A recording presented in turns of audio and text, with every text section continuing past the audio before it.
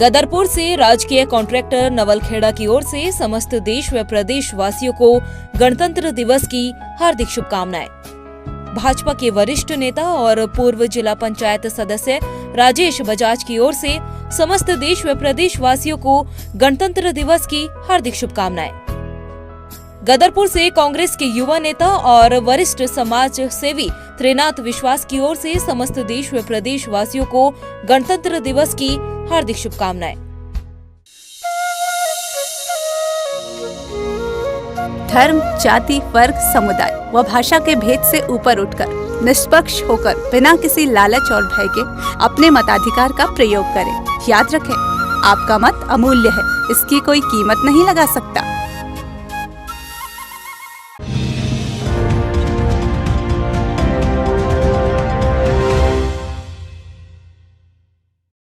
नमस्कार, गणतंत्र दिवस की आप सभी को हार्दिक शुभकामनाएं। आप देख रहे देवभूमि समाचार और मैं हूं आपके साथ प्रियंका मलिक।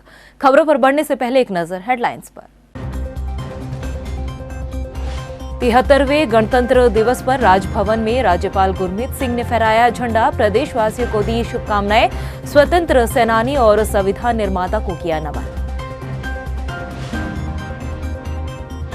गणतंत्र दिवस पर देहरादून परेड ग्राउंड में राज्यपाल गुरमीत सिंह ने दी तिरंगे को सलामी। परेड में कई सांस्कृतिक कार्यक्रमों की दिखी झलक। राजपथ पर उत्तराखंड की झांकी ने मोह लिया सबका मन। उत्तराखंडी टोपी पहने नजर आए प्रधानमंत्री नरेंद्र मोदी। सीएम बोले, पीएम ने कराया प्रदेश की संस्कृति और परंपरा को गौरवान्वित। दूसरी लिस्ट के बाद कांग्रेस में मचा सियासी घमासान। 11 सीटों पर दोबारा मंथन, कुछ टिकटों में हो सकता है फेरबदल।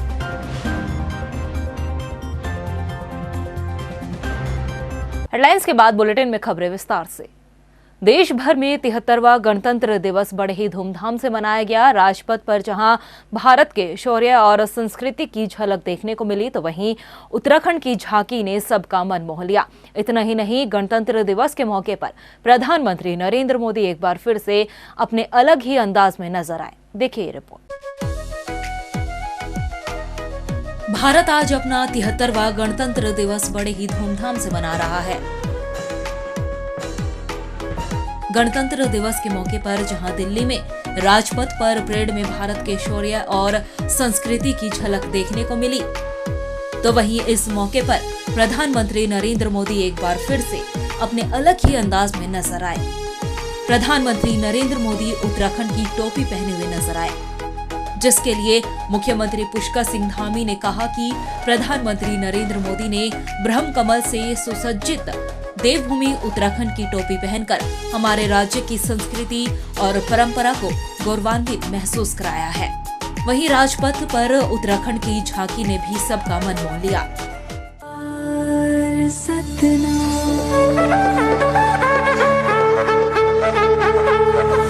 नारायण है बसे जहाँ पर गुरु गोविंद ने किया है ध्यान। देवभूमि की पावन धरती, तुझको शत शत मेरा प्रणाम। झांकी में सिखों के प्रमुख तीर्थ हेमकुंड साहिब, टिहरी डैम, डोबरा चांठी पुल और बद्रीनाथ धाम के साथ ही ऑल वेदर रोड को भी प्रदर्शित किया गया। उत्तराखंड में भी गणतंत्र दिवस बड़े ही धूमधाम से मनाया गया। देहरादून परेड ग्राउंड में भव्य कार्यक्रम का आयोजन किया गया, जहां पर राज्यपाल गुरमीत सिंह ने झंडा फहराकर परेड की सलामी ली और इस दौरान राज्यपाल गुरमीत सिंह ने उत्कृष्ट और सराहनीय कार्यों के लिए पुलिस कर्मियों को सम्मानित भी किया। कुल मिलाकर पूरे उत्तराखंड में गणतंत्र दिवस के मौके पर धूमधाम देखने को मिली। वहीं देशभक्ति का जज्बा भी इस दौरान सभी लोगों में देखने को मिला। Time TV bureau report. वहीं गणतंत्र दिवस के मौके पर देहरादून पुलिस मुख्यालय में कार्यक्रम का आयोजन किया गया, जहां पर डीजीपी अशोक कुमार ने ध्वजारोहण कर गणतंत्र दिवस संकल्प की शपथ दिलाई। इस मौके पर उत्कृष्ट कार्य करने वाले पुलिस कर्मियों को सम्मानित कर उन्हें बधाई भी दी गई। उन्होंने कहा कि हमारा कर्तव्य है संविधान की रक्षा करना, हमारे देश की एकता और अखंडता को बचाए रखना हमारी मुख्य भूमिका है। हम सभी को चुनौतियों का डटकर सामना करना चाहिए। देखिए, जिन लोगों की सेवा सराहनीय रही है जिन लोगों की सेवा उत्कृष्ट रही है, जिन्होंने 30, 35, 40 साल पुलिस सेवा में दे करके भी अपने कैरियर को उज्जवल बनाए रखा है, उन लोगों को पदक दिए गए हैं। आज महामहिम राष्ट्रपति महोदय के भी कुछ पदक हैं, राज्यपाल महोदय के पदक हैं, बाकी पुलिस मुख्यालय द्वारा भी पदक दिए गए हैं। कुछ लोगों ने विशिष्ट कार्य किए हैं, उत्कृष्ट कार्य किए हैं। उत्तराखंड विधानसभा इलेक्शन 2022 के लिए 14 फरवरी को मतदान होना है। सियासी दलों में टिकट बंटवारे के बाद ऐलाने बगावत से बीजेपी कांग्रेस दोनों ही सियासी दलों में माहौल गरमाया हुआ है। भाजपा में कई सीटों पर उतारे गए प्रत्याशियों को लेकर असंतोष है, तो वहीं कांग्रेस की जारी दूसरी लिस्ट में 11 सीटों में से 5 सीटों पर दोबारा संशोधन भी हो सकता है। कुल मिलाकर दोनों ही सियासी दलों में रूठने मनाने का सिलसिला भी जारी है। देखिए रिपोर्ट। भाजपा की 59 सीटों पर उम्मीदवारों के ऐलान के बाद दूसरी सूची जारी होने की अटकलें तेज हैं। तो इस बीच पार्टी के बीच पनप रहे असंतोष की चिंगारी इस कदर सुलग गई है कि खुलकर पार्टी कार्यकर्ता और दावेदार बगावत पर उतर आए हैं। उधर कांग्रेस की जारी दूसरी सूची में 11 सीटों पर प्रत्याशियों की घोषणा के बाद से कार्यकर्ताओं में असंतोष इस कदर बढ़ गया है कि असंतुष्ट कार्यकर्ताओं का दिन भर हरदा के आवास पर जमावड़ा लगा रहा। तो प्रदेश अध्यक्ष गणेश गोदियाल भी असंतोष से सुलगी चिंगारी में झुलसते नजर आ रहे हैं। हाईकमान के फैसले पर गोदियाल कुछ भी टिप्पणी करने से बच रहे हैं। इससे बगावत के लिए पार्टी कार्यालय पर प्रदर्शन कर टिकट दिए जाने का विरोध भी हो रहा है। भाजपा की बात करें तो भाजपा के अंदर यमुनोत्री विधानसभा सीट, गंगोत्री, थराली, कर्णप्रयाग, घनसाली, नरेंद्र नगर, प्रताप नगर, धनौल्टी, पौड़ी, धारचूला, कपकोट, द्वाराहाट, अल्मोड़ा, भीमताल, नैनीताल, धर्मपुर, रायपुर, राजपुर रोड, देहरादून, ऋषिकेश, ज्वालापुर, रुड़की, मंगलौर, लक्सर, यमकेश्वर और काशीपुर सीट पर बगावती सुर बुलंद है। इसके साथ साथ देहरादून कैंट सीट को लेकर भी कार्यकर्ताओं में असंतोष पनप रहा है। उधर कांग्रेस की सीटों की बात करें तो कांग्रेस में भी यमुनोत्री, गंगोत्री, रुद्रप्रयाग, घनसाली, सहसपुर, रायपुर, बीएचएल, रानीपुर, यमकेश्वर, गंगोलीहाट, बागेश्वर, नैनीताल, हल्द्वानी, काशीपुर, बाजपुर, सितारगंज, नानकमत्ता, देहरादून कैंट, ऋषिकेश, ज्वालापुर, झबरेड़ा, खानपुर, लैंसडाउन, लाल कुआं, रामनगर और कालाडूंगी में टिकट बंटवारे की घोषणा के बाद से कार्यकर्ताओं में नाराजगी है। कांग्रेस की 11 सीटों पर जारी हुई दूसरी सूची के बाद हाईकमान ने अभी सिंबल पर रोक लगा दी है। सूत्रों से मिली खबरों के मुताबिक पार्टी हाईकमान ने 5 सीटों पर दोबारा से नाम मांगे हैं। हालांकि इस बीच हरीश रावत 28 फरवरी को नामांकन दाखिल करेंगे। इससे एक बात तो साफ है कि रामनगर में हरदा के टिकट से हाईकमान छेड़छाड़ नहीं करेगा। उम्मीद है कि जल्द ही संशोधित लिस्ट जारी हो। तो वहीं भाजपा में भी मैनेजमेंट की कोशिशें जारी हैं। देखना बस ये है कि पार्टियां कार्यकर्ताओं में पनप रहे असंतोष को कैसे खत्म करेंगी। टाइम टीवी के लिए देहरादून से ब्यूरो रिपोर्ट। इस वक्त की बड़ी खबर कांग्रेस से सामने आ रही है, जहां पर उत्तराखंड कांग्रेस में 11 सीटों पर दोबारा से मंथन शुरू हो गया है। जी हां, एक बार फिर से आपको बता दें कि कांग्रेस में दूसरी लिस्ट जारी होने के बाद से ही घमासान मचा हुआ है, जिसके बाद से अब उस सियासी घमासान को रोकने के लिए कांग्रेस ने उन 11 सीटों पर दोबारा मंथन शुरू कर दिया है और जल्द ही बताया जा रहा है कि कुछ टिकटों में फेरबदल भी हो सकता है। इसके साथ ही ये खबर सामने आ रही है कि 6 जो सीटें बची हुई है उन पर जल्द ही प्रत्याशियों के नामों की भी घोषणा हो सकती है। वहीं 11 सीटों पर मचे घमासान को रोकने के लिए बताया जा रहा है कि उत्तराखंड प्रभारी देवेंद्र यादव को देहरादून का रुख करना पड़ रहा है। वहीं बैठक भी जारी है जिसमें गणेश गोदियाल, प्रीतम सिंह, हरीश रावत, इन सभी के बीच उन 11 सीटों को लेकर माथापच्ची चल रही है। अब इसमें क्या कुछ सामने निकल कर आता है, इन सभी मुद्दों पर ज्यादा जानकारी के लिए फोन लाइन पर हमारे साथ देहरादून से संवाददाता हितेश त्यागी हमारे साथ जुड़ चुके हैं।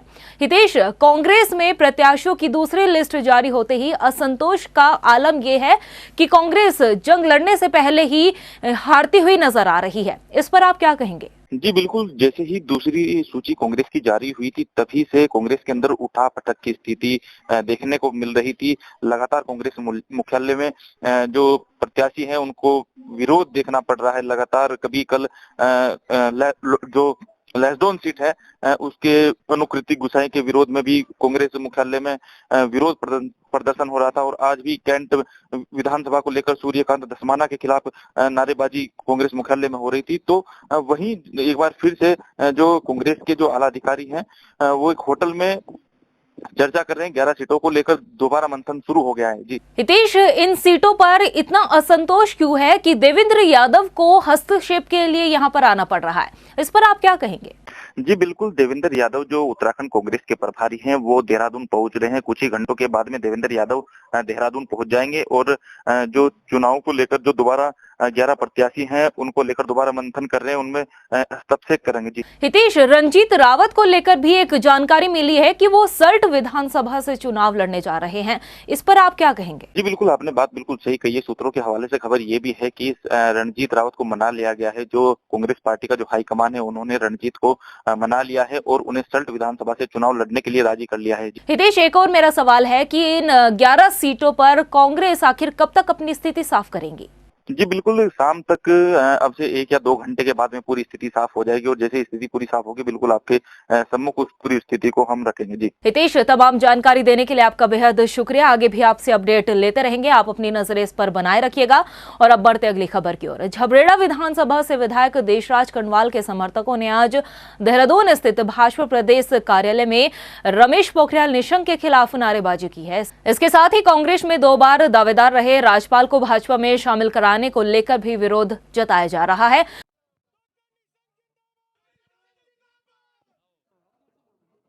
वहीं रुड़की में पिरान कलियर विधानसभा से आम आदमी पार्टी के प्रत्याशी शादाब आलम ने नामांकन पत्र दाखिल किया है। इस दौरान शादाब आलम ने पार्टी की जीत का भी दावा किया है और कहा कि प्रदेश की जनता दिल्ली मॉडल के तर्ज पर आम आदमी पार्टी की सरकार बनाएगी ताकि बरसों से चली आ रही उनकी समस्या का अंत हो सके।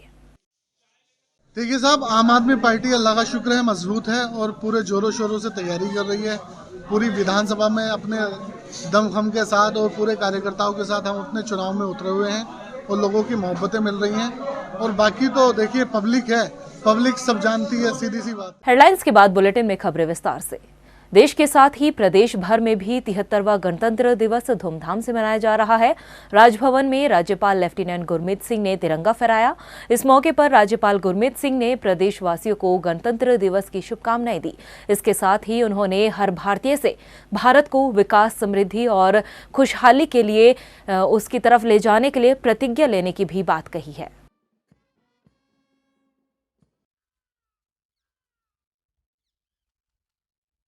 आज हम 73वें गणतंत्र को मना रहे हैं और मेरे हर एक भारतीय को, हर एक प्रदेशवासियों को आज के दिन की शुभकामनाएं।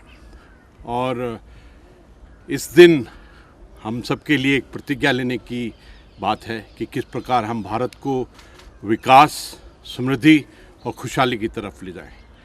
और आज के दिन में ये भी ज़रूरी है कि हम उन स्वतंत्र संग्राम के सेनानियों को और जिन्होंने हमारा संविधान को निर्माता हैं उनको याद करें और उनको नमन करें।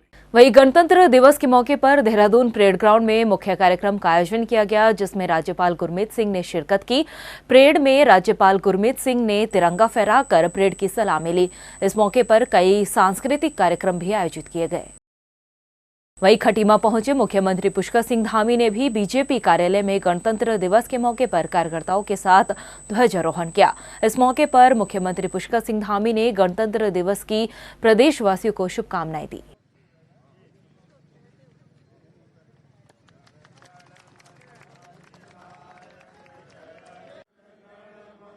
पर्व है और गणतंत्र दिवस के बीच में इस समय हमारे लोकतंत्र का भी महापर्व चल रहा है। मैं सभी को, प्रदेशवासियों को इस गणतंत्र दिवस की बहुत शुभकामनाएं और बहुत बधाई।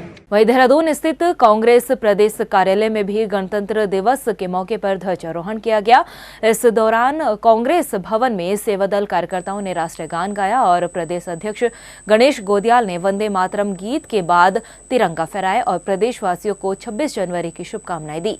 गणेश गोदियाल ने कहा कि ये पल देश के साथ ही प्रदेश के लिए भी बेहद गौरवशाली पल है।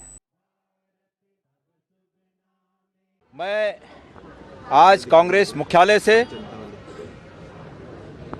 73वें गणतंत्र दिवस के उपलक्ष्य में पूरे प्रदेशवासियों को हार्दिक शुभकामनाएं और बधाई प्रेषित करता हूं। मैं उम्मीद करता हूं कि हम सब उत्तराखंडी मिलकर एक अग्रणी राज्य स्थापित करने के लिए, एक अग्रणी राज्य बनाने के लिए, इस प्रदेश को एक अग्रिम कतार में खड़ा करने के लिए सब लोग मिलजुल कर प्रयास करेंगे और राज्य को आगे बढ़ाएंगे। वही उत्कृष्ट कार्य करने वाले कई अधिकारियों को गणतंत्र दिवस के मौके पर सम्मानित किया गया। एडीजी अभिनव कुमार को विशिष्ट सेवा के लिए राष्ट्रपति पुलिस पदक से नवाजा जाएगा। इनके अलावा 5 अधिकारियों और पुलिसकर्मियों को सराहनीय सेवा के लिए राष्ट्रपति पुलिस पदक के लिए चुना गया है, जिसमें चमोली से डीएसपी धन सिंह तोमर, पुलिस मुख्यालय में तैनात डीएसपी नंदन सिंह बिष्ट, पौड़ी के डीएसपी गणेश लाल, इंटेलिजेंस के इंस्पेक्टर महेश चंद चंदोला और सब इंस्पेक्टर विशेष श्रेणी चंपावत रमेश चंद भट्ट शामिल है। चढ़ती-कला टाइम टीवी के चेयरमैन सरदार श्री जगजीत सिंह दर्दी जी को पद्मश्री अवार्ड से सम्मानित किया गया है। हमेशा से जगजीत सिंह दर्दी साहब सामाजिक सरोकार के लिए प्रतिबद्ध रहे हैं। उनको पद्मश्री अवार्ड मिलने के लिए टाइम टीवी ग्रुप की तरफ से हार्दिक शुभकामनाएं और बधाई।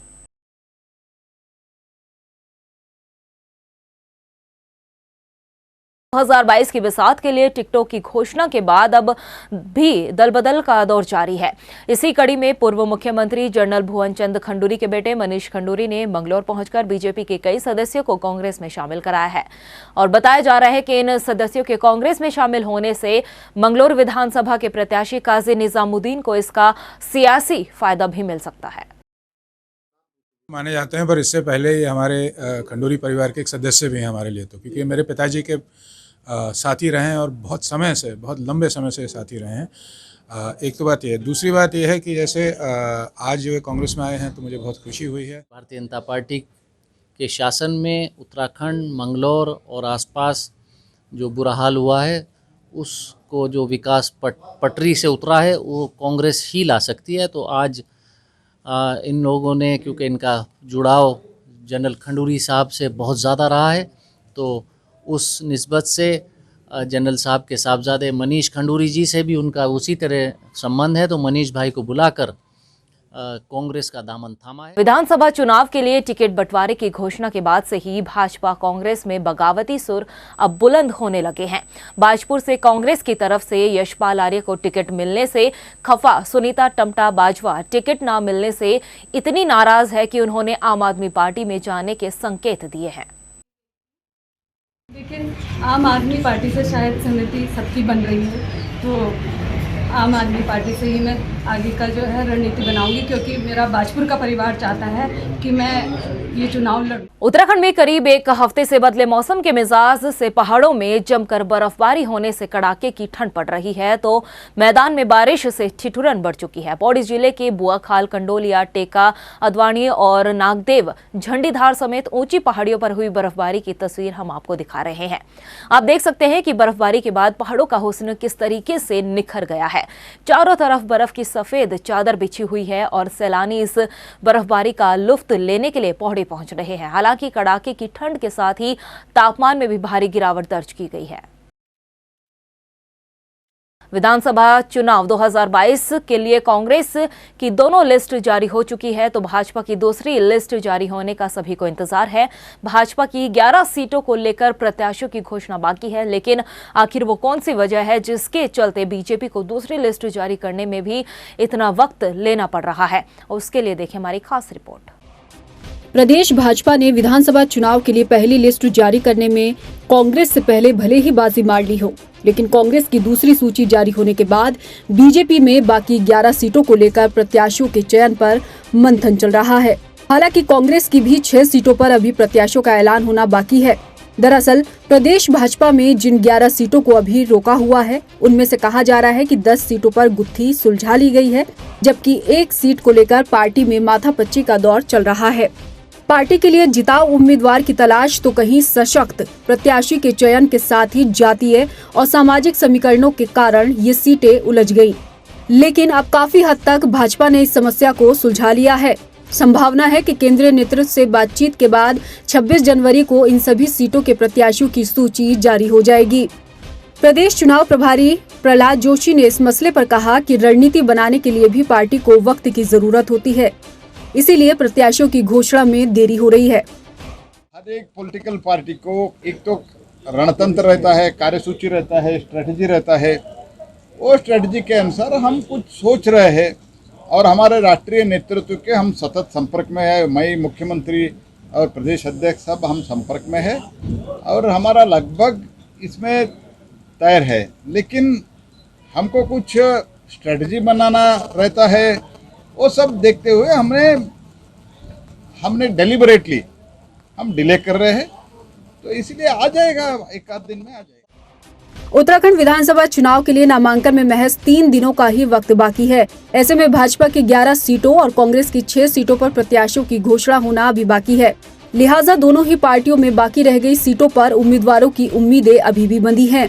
बस देखना ये है कि उनकी उम्मीदों को हाईकमान पूरा कर पाता है या नहीं। टाइम टीवी के लिए देहरादून से मनीष डंगवाल की रिपोर्ट। विधानसभा चुनाव को लेकर हरीश रावत ने एक बड़ा बयान दिया है।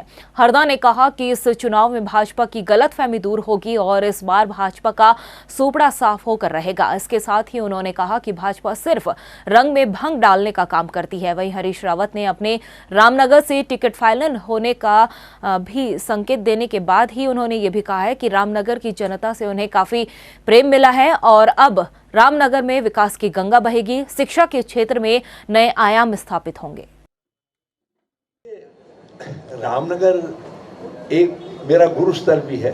जब गांव से निकल करके आया तो मैंने रामनगर में ही अध्ययन भी किया और राजनीति का आवा कौखो सब सीखा। सुशील कुमार निरंजन एक दलित नेता थे, वहाँ से लेकर के रामलाल जी तक, शिव प्रकाश पंडा जी से लेकर विष्णु प्रसाद तक, ललित दुर्गापाल से लेकर के कैलाश जोशी तक मेरे बहुत सारे गुरु रहे, जिन्होंने मुझको कैसे राजनीति में क्या सीख होनी चाहिए, समझ होनी चाहिए दी।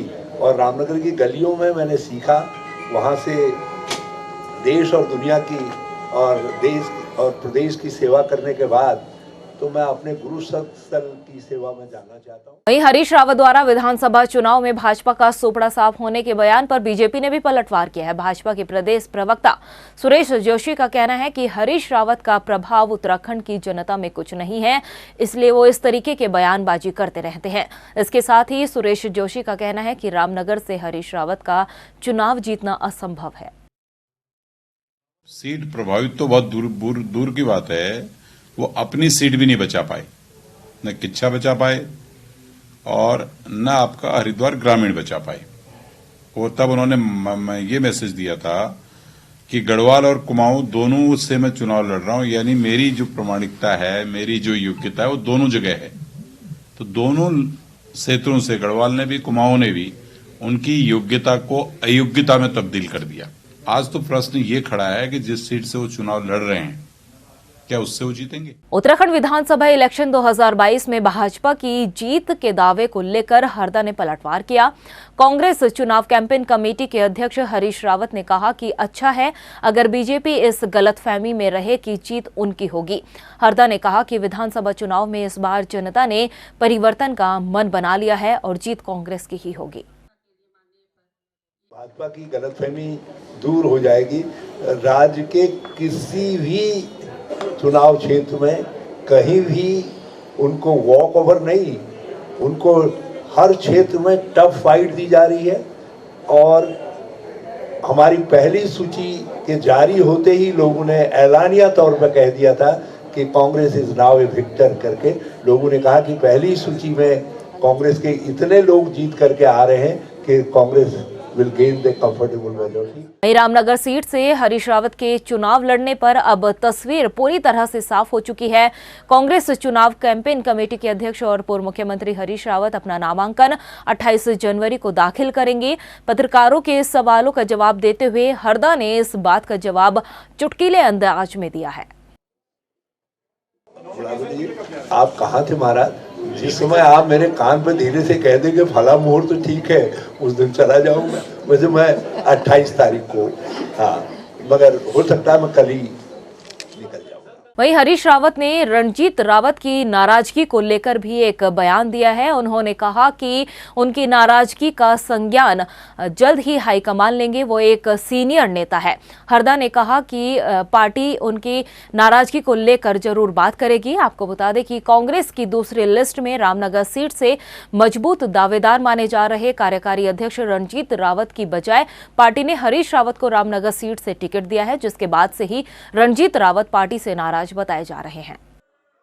वो हमारे भाई हैं और हमेशा जीवन पर्यंत ग्राउंड कार्यकर्ता रहे हैं, हमारे सहयोगी रहे हैं और उन्होंने कोई बात कही है और पार्टी के महत्वपूर्ण नेता हैं, वर्किंग प्रेसिडेंट हैं, तो महत्वपूर्ण नेता हैं, तो उनकी बात महत्वपूर्ण है। पार्टी उनकी बात का जरूर संज्ञान। उत्तराखंड में महासंग्राम के लिए अब कुछ ही हफ्तों का समय बाकी बचा है। उससे पहले भाजपा, कांग्रेस और आम आदमी पार्टी चुनावी रण में अपनी पूरी ताकत झोंकने से पीछे नहीं हट रहे हैं।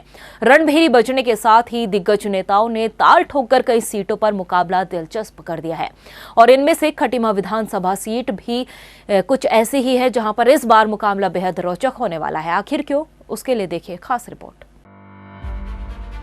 उत्तराखंड में 5 विधानसभा चुनाव के लिए अब कुछ ही दिनों का समय बचा है, जिसके बाद तय हो जाएगा कि राजनीति का ताज इस बार किसके सिर सजेगा। भाजपा, कांग्रेस, आम आदमी पार्टी के साथ ही दूसरे दलों ने अपनी अपनी सेनाओं को चुनावी रण में उतार दिया है और इस बार इस महायुद्ध पर फतेह हासिल करने के लिए कोई भी दल कसर नहीं छोड़ रहा है। और प्रदेश की कई विधानसभा सीटें ऐसी है जहां पर इस बार मुकाबला रोचक होने वाला है और इन्हीं सीटों में से एक है खटीमा विधानसभा सीट, जहां पर हर बार भाजपा और कांग्रेस में मुकाबला देखने को मिला है, लेकिन इस बार आम आदमी पार्टी भी इस सीट से चुनाव लड़ रही है। इस सीट से भाजपा ने तीसरी बार पुष्कर सिंह धामी को मैदान में उतारा है, तो वहीं कांग्रेस से उनके खिलाफ भुवन काबड़ी मैदान में है और आम आदमी पार्टी की तरफ से इस पूर्व प्रदेश अध्यक्ष SS कलेर को टिकट दिया गया है, जिसके बाद इस सीट पर इस बार त्रिकोणीय मुकाबला होगा। चुनावी मैदान में भाजपा और कांग्रेस के साथ ही आम आदमी पार्टी का शोर भी गूंजने लगा है, लेकिन 21 साल की राजनीति में ये सीट 2 बार भाजपा और 2 बार कांग्रेस के खाते में ही रही है। 2002 में कांग्रेस के गोपाल सिंह ने बसपा के दान सिंह को हराया था। 2007 में भी कांग्रेस से गोपाल सिंह ने ही जीत हासिल की थी। 2012 के विधानसभा चुनाव में भाजपा के प्रत्याशी पुष्कर सिंह धामी ने जीत हासिल की। 2017 में भी पुष्कर सिंह धामी ने कांग्रेस के भुवन कापड़ी को हराया। भाजपा और कांग्रेस के साथ ही आम आदमी पार्टी की ओर से प्रत्याशी चुनावी रण में जी जान से जुट चुके हैं। खटीमा सीट पर 3 दलों का कड़ा मुकाबला होने जा रहा है। अब देखने वाली बात ये होगी कि जीत किसे मिलती है और किसे हार का सामना करना पड़ता है। Time TV bureau report. 2022 की बिसात में श्रीनगर विधानसभा सीट पर भी इस बार मुकाबला रोमांचक होने वाला है। प्रत्याशियों के ऐलान के बाद प्रदेश के कई बड़े नेता आमने सामने हैं। इस लिहाज से श्रीनगर विधानसभा सीट की तस्वीर दिखाना भी बेहद जरूरी है। देखिए रिपोर्ट। श्रीनगर विधानसभा सीट जहां इस बार रोचक मुकाबला है, यहां से कैबिनेट मंत्री धन सिंह रावत को भाजपा ने मैदान में उतारा है, तो वहीं कांग्रेस ने गणेश गोदियाल पर दांव खेला है। ये पहली दफा नहीं है जब धन सिंह रावत और गणेश गोदियाल आमने सामने हों। इससे पहले 2012 और 2017 के विधानसभा चुनाव में भी दोनों ही नेता मैदान में आमने सामने थे, जिसमें एक बार गणेश गोदियाल को जीत हासिल हुई तो दूसरी बार धन सिंह रावत के आगे हार का सामना करना पड़ा। फेरबदल का चेहरा श्रीनगर विधानसभा का इतिहास रहा है। प्रदेश की सत्ता के साथ इस सीट का इतिहास भी ये बताता है कि यहाँ एक बार कांग्रेस और एक बार भाजपा का सिलसिला देखा गया है। 2002 में कांग्रेस के सुंदरलाल मंडवाल ने भाजपा प्रत्याशी बृजमोहन को हराया था। 2007 के विधानसभा चुनाव में भाजपा के बृजमोहन कोटवाल ने कांग्रेस के सुंदरलाल को मात दी। 2012 में कांग्रेस प्रत्याशी गणेश गोदियाल ने भाजपा प्रत्याशी धन सिंह रावत को हराया था। 2017 में जीत का स्वाद चख भाजपा प्रत्याशी धन सिंह रावत ने गणेश गोदियाल को मात दी थी। एक दूसरे को हार का स्वाद चखाने के बाद तीसरी बार दोनों नेता आमने सामने हैं और इस बार इनकी किस्मत 1,06,622 मतदाता तय करेंगे। टाइम टीवी के लिए देहरादून से ब्यूरो रिपोर्ट। प्रदेश की खबरों में इतना ही, फिर हाजिर होंगे कुछ खास खबरों के साथ। तब तक के लिए मुझे दे इजाजत, नमस्कार। 73वें गणतंत्र दिवस पर राजभवन में राज्यपाल गुरमीत सिंह ने फहराया झंडा, प्रदेशवासियों को दी शुभकामनाएं, स्वतंत्र सेनानी और संविधान निर्माता को किया नमन। गणतंत्र दिवस पर देहरादून परेड ग्राउंड में राज्यपाल गुरमीत सिंह ने दी तिरंगे को सलामी, परेड में कई सांस्कृतिक कार्यक्रमों की दिखी झलक। प्रदेश भर में धूमधाम से मनाया जा रहा 73वां गणतंत्र दिवस, सीएम धामी ने खटीमा में फहराया तिरंगा, प्रदेशवासियों को दी शुभकामनाएं। और उत्कृष्ट कार्य करने वाले पुलिस कर्मियों का सम्मान, एडीजी अभिनव कुमार सहित 6 पुलिस कर्मी राष्ट्रपति पुलिस पदक से सम्मानित।